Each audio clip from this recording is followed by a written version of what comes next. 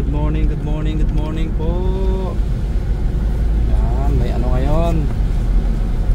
May araw ngayon, guys.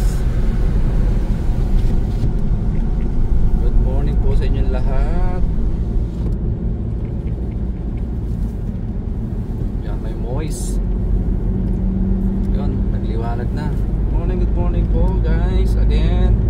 So, hindi nakikita kanina, maulan ngayon. At panay na umaga, sobrang ano, ngayong panahon na to maulan.